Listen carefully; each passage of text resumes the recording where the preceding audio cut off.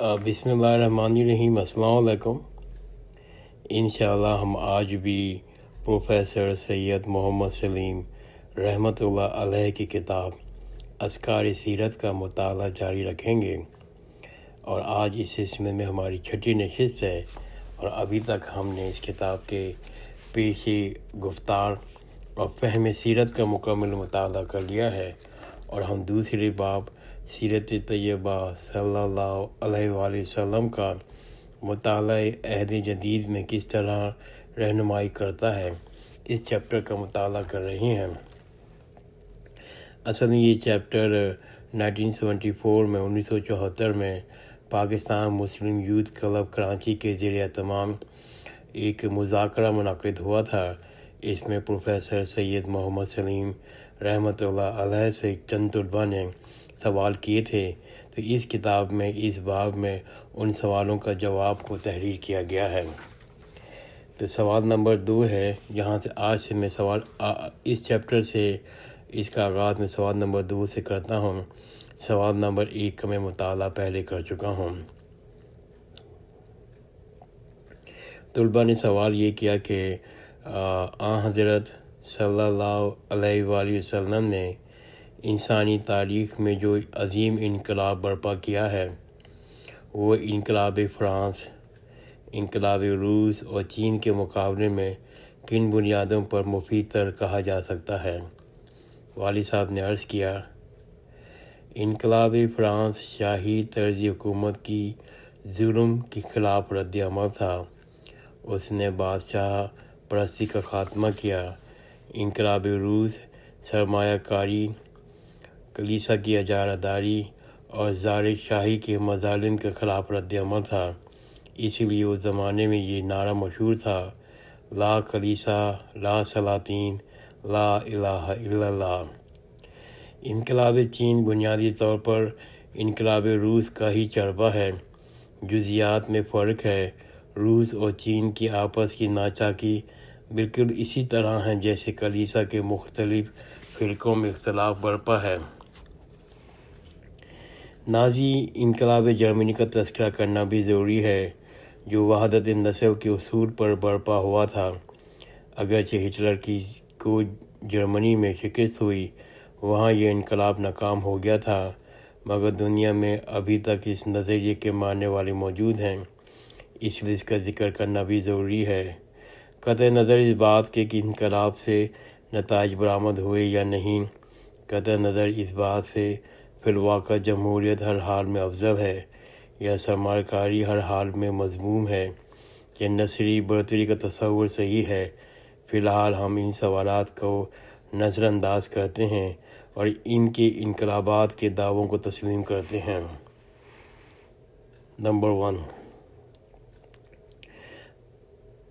ہم کسی جزیرے میں ایسے معاشرے کو تصور کرتے ہیں جہاں انقلاب فرانس کے لائے ہوئے تمام مقاصد پوری طرح موجود ہوں۔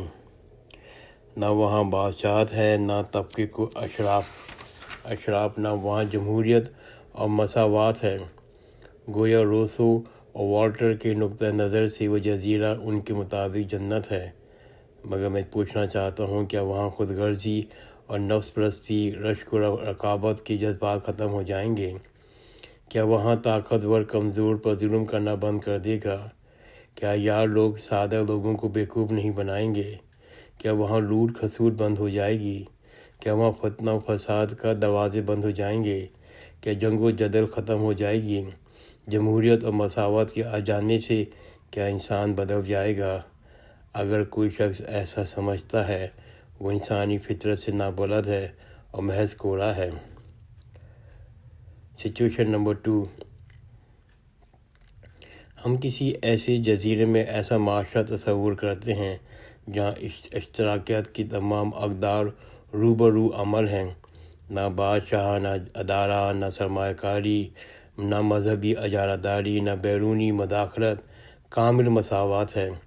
معاشی و وسائل میں سب برابر ہیں، ہر ایک کے پاس ایک ایکڑ زمین کاشتکاری موجود ہے، ایک گائے دودھ کے لیے مہیا ہے، ایک مکان رہائش کے لیے میسر ہے، ایک بیوی بھی ہے، غرض تمام ضروری پوری ہیں۔ ان میں کامل مساوات ہے، گویا مارکس اور اینجلس کی مطابق جنت ہے۔ مگر میں سوال کرتا ہوں، وہاں طاقتور آدمی کمزور کی گائے پر قبضہ نہیں کرے گا؟ کیا کوئی کاشتکار پڑوس کی زمین پر قبضہ نہیں کرے گا؟ کیا کوئی شخص دوسرے کی بیوی کو اغوا نہیں کرے گا؟ محض بغض، حسد، کینہ، رشک و رقابت، نفرت، عداوت کے تمام جذبات کیا وہاں سر پڑ جائیں گے؟ کیا صرف معاشی وسائل کی مساوات سے انسان بدل جائے گا؟ اگر کوئی ایسا سمجھتا ہے تو وہ انسانی فطرت سے ناواقف ہے۔ سچویشن نمبر 3، ہم کسی تیسرے جزیرے میں ایسا معاشرہ تصور کرتے ہیں جہاں قوم پرستوں کے تمام مقاصد پورے کے پورے موجود ہیں۔ وہاں ایک ہی نسل ہے، ایک ہی خون کے لوگ ہیں، ایک جیسا ان کا رنگ ہے، ایک ہی زبان بولتے ہیں، نہ کوئی غیر قوم یا غیر زبان بولنے والا وہاں موجود ہے، گویا پختے اور ٹریش کے مطابق جنت ہے۔ میں سوال کرتا ہوں، کیا بغض و کینہ، حسد و غرض کے جذبات کہاں چلے گئے؟ لوٹ کھسوٹ، قتل، غارت گری کیسے ختم ہو جائے گی؟ اغوا و بدکاری کیوں ختم ہو جائے گی؟ فتنہ و فساد کیوں سر نہیں اٹھائیں گے؟ کیا وہاں انسانی فرشتے بن جائیں گے؟ کیا وہاں انسان فرشتے بن جائیں گے؟ صرف اتنی سی بات سے ایک ہی نسل کے لوگ آباد ہیں۔ اگر کوئی سمجھتا ہے تو وہ جنت میں بے بستہ ہے۔ جو لوگ سوشلزم اور قوم پرستی کو انسانی مصائب کی وجہ کی حیثیت سے پیش کرتے ہیں، وہ بیچارے اناری حکیموں کے اس گروہ سے تعلق رکھتے ہیں جو ہر مرض کا علاج لیپ سے کرتا ہے، خواہ مرض مالی خلیہ ہو یا خفقان۔ ان بیچاروں کو خبر ہی نہیں انسان کے مسائل اصلی کیا ہیں۔ واضح رہے، انسان کا اصلی مسئلہ اس کا انسان بننا ہے، ایک شریف و معقول انسان بننا ہے۔ خارجی سے زیادہ یہ معاملہ داخلی ہے، اس لیے ضروری ہے کہ پہلے افراد کی تربیت کی جائے، ان کے افکار کی تطہیر کی جائے، ان کے اعمال کو صالح بنایا جائے، پھر ان ترتیب یافتہ افراد سے ایک صالح معاشرہ برپا کیا جائے جس میں مقاصد عالیہ کا حصول ممکن ہو۔ مذکورہ بالا نظاموں میں افراد کی اخلاقی تربیت میں اسلامی معاشرے کی طرف کوئی توجہ نہیں ہے، بلکہ ایک قسم کا ظلم ختم کر کے دوسری قسم کا ظلم وجود میں لانا ہے۔ افکار کی تطہیر کا بہترین لائحہ عمل اسلامی عقائد و تعلیمات ہیں، اور اعمال کی تحسین اتباع رسول صلی اللہ علیہ وسلم کے بغیر ممکن نہیں ہے۔ اس لیے جس جگہ میں اصلاح معاشرہ برپا ہوگا اور دین اسلام کے مطابق اتباع رسول صلی اللہ علیہ وآلہ وسلم پہ قائم ہوگا، انقلاب فرانس، انقلاب روس، انقلاب چین، نازی انقلاب انسان کے بنیادی مسائل تو حل نہیں کرتے، بلکہ طوفان بالا ہی بالا گزر جاتا ہے۔ یہ صرف اسلامی انقلاب ہے جو انسان کے بنیادی مسائل کو حل کرتا ہے۔ یہی انسانیت کے دکھوں کا مداوع ہے۔ رہتی دنیا تک بس وہی ایک مداوع رہے گا۔ سوال نمبر 3، حیات طیبہ کے متعدد گوش منظر پر آ جانے کے بعد آپ کی نگاہ میں حیات طیبہ کوئی ایسا پہلو ہے جو ابھی تک پوشیدہ ہے؟ جواب، رسول اللہ صلی اللہ علیہ وسلم کی زندگی ایک حسین مرقع ہے۔ ہر دور کے اہل نظر زمانے کے تقاضوں کو پیش نظر رکھ کر اس مرقع کی جلوہ نمائی کرتے رہے ہیں۔ اقدار زمان سے ذوق اور نقطہ نظر میں فرق آتا رہتا ہے، اس لیے ہر دور میں جلوہ نمائی کے نیا انداز پیش کرنا پڑتا ہے۔ ابھی بھی کچھ ایسے لمحے ہیں، ایسے پہلو ہیں جنہیں حضرت صلی اللہ علیہ وسلم کی زندگی کے اجاگر کرنے کی ضرورت ہے۔ مثلا معاشرتی زندگی، ازواجی اور خانگی زندگی، عبادتی زندگی، مولوی کی زندگی، رحمت العالمین، اصلاح افکار عالم، اصلاح معاشرت عالم وغیرہ، ماخذ سیرت، جغرافیہ عرب، شاہراہ اور قانون ساز، اخلاق، برکات اسلام۔ سوال نمبر 4، حضور اکرم صلی اللہ علیہ وآلہ وسلم نے عرب کی سرزمین میں جو انقلاب برپا کیا تھا وہ آج بھی زندگی کے تمام معاشی اور تہذیبوں کے لیے یکساں مفید ثابت ہو سکتا ہے۔ جواب: دنیا میں ہزاروں معاشرے قائم ہیں، لیکن سب میں ایک ہی انسان ہے۔ تہذیب کی نیرنگی میں جداگانہ ہے، لیکن وہاں پر ابھی بھی ایک ہی انسان ہے۔ آج کا عام انسان اتنا ظاہر میں بدل گیا ہے، مظاہرات کے اختلافات کو دیکھ کر وہ سمجھ بیٹھا ہے کہ سرے سے انسان ہی بدل گیا ہے، حالانکہ یہ اس کی خام خیالی ہے۔ اصلی انسان ہمیشہ ایک رہتا ہے، مظاہرات بدلتے رہتے ہیں۔ اس لیے جو تعلیم اسلامی انسان کی تطہیر افکار اور تعمیر معاشرت سے متعلق ہے اور جو اقدار عالیہ کا حصول کا واحد ذریعہ ہے، وہ ہر دور میں ہر معاشرے میں یکساں رہتی ہے۔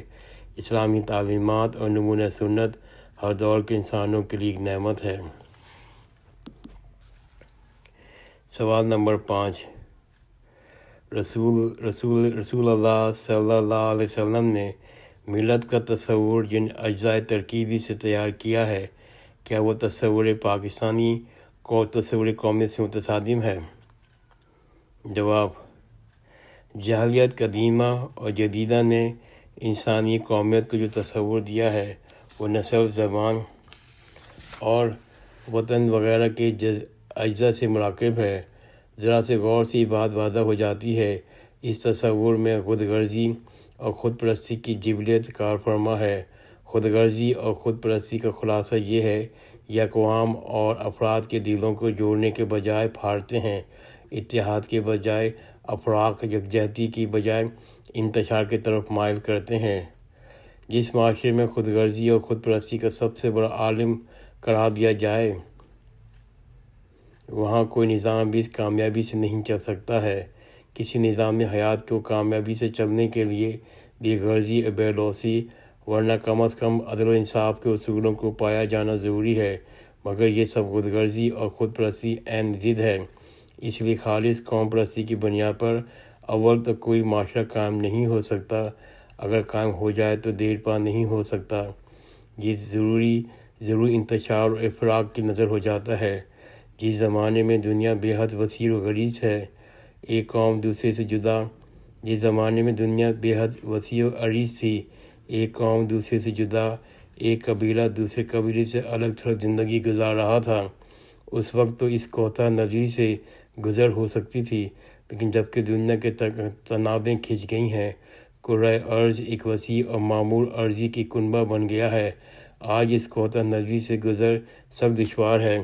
آج کی دنیا کا تقاضا تو ان عوامل کو بروئے کار لانے ہے جو قوموں کو جوڑنے والے ہوں، مربوط کرنے والے ہوں۔ اسلام انسانوں کی مابین مادی رشتوں کو ایک حد تک تسلیم کرتا ہے، مگر ان کو اتنی چھوٹ نہیں دیتا کہ وہ نوع انسانی کے درمیان پھوٹ ڈالیں۔ اسلام کے نزدیک انسان حیوان سے اشرف الاعلیٰ ہے۔ عالمگیر آفاقی اصولوں کی بنیاد پر ان کو متحد کیا جا سکتا ہے، جو وہ حکم توحید ہے جس کے مضبوط تھامنے کے بعد دنیا جہاں کے مسلمان ہزار اختلافات کے باوجود ایک ملت میں مربوط ہو جاتے ہیں۔ اسلامی قومیت عقیدہ توحید پہ قائم ہے۔ اسلامی قومیت عقیدہ توحید پہ قائم ہے۔ اس کے بعد ہر مسلمان کے حقوق برابر ہیں، کالے گورے میں کوئی تمیز نہیں۔ رسول اللہ صلی اللہ علیہ وسلم نے فرمایا، کسی عرب کو غیر عرب پر یا غیر عرب کو عرب پر کوئی فضیلت حاصل نہیں، تم سب آدم کی اولاد ہو اور آدم مٹی سے پیدا کیا گیا ہے۔ مسلمانوں نے اپنی تاریخ میں کسی تفریق اور امتیاز کو گوارا نہیں کیا، ہر ملک کے اہل علم کی قدر کی ہے۔ مراکش کا ابن بطوطہ دلی میں قضاء القضات چیف جسٹس بن گیا ہے۔ شیخ محمد حیات سندھی نے حرم محترم کی مکہ معظمہ میں مسند تدریس سنبھال رکھی۔ صلاح الدین کردی نے مسلمانوں کی قیادت سنبھال کر بیت المقدس کو صلیبی عیسائیوں سے آزاد کرایا۔ ابن تیمیہ کردی نے قرآن و سنت کی روشنی سے بدعت کے تمام خشوع خاشاک کو صاف کیا، جس کی رہنمائی کے مراکز سے لے کر انڈونیشیا تک علماء نے قبول کیا۔ پاکستانی قومیت اسلام کی عالمگیر آفاقی قومیت ہے۔ چند سر پھرے لوگ جاہلی قومیت کا پودا پاک سرزمین پر اگانا چاہتے ہیں، مگر انشاءاللہ وہ کامیاب نہیں ہوں گے۔ الحمدللہ، جزاک اللہ خیر۔